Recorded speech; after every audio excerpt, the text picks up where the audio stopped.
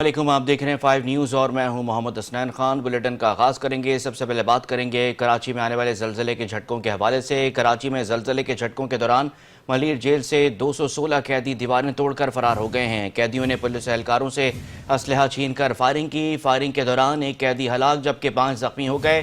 3 FC के एहलकार भी ज़ख्मी हुए। 80 कैदियों को मुख्तलिफ इलाकों से गिरफ्तार कर लिया गया। 9 मुश्तबा अफराद को भी हिरासत में लिया गया।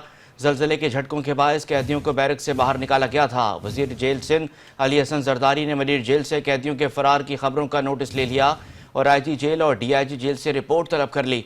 उन्होंने हिदायत की कि इलाके को कॉर्डन ऑफ कर दिया जाए। वज़ीर जेल का कहना था कि फरार होने वाले कैदियों को हर हाल में पकड़ा जाए और वाक़े में गफलत बरतने वाले अफसरान का तयन किया जाएगा। DIG जेल हसन सहतू और SSP मलीर काशिफ अब्बासी ने मीडिया से गुफ्तगू करते हुए कहा, डिस्ट्रिक्ट जेल मलीर से फरार होने के बाद दोबारा गिरफ्तार किए जाने वाले कैदी सुखन थाने के लॉकअप में रखे गए हैं। वज़ीर दाखिला सिंध ज़ैनुल हसन लिंजार ने डिस्ट्रिक्ट मलीर जेल का दौरा किया और जेल हुकाम से वाक़े की तफसीलात तलब की। उन्होंने SSP मलीर को फौरी मलीर जेल पुलिस से राब्ते और मफरूर कैदियों की तलाश के अहकाम जारी किए। ज़िला बस्ती पर इंतहाई मरबूत और मौसर इक़दामात के ज़रिए मफरूर कैदियों की गिरफ्तारी की हिदायत जारी की गई।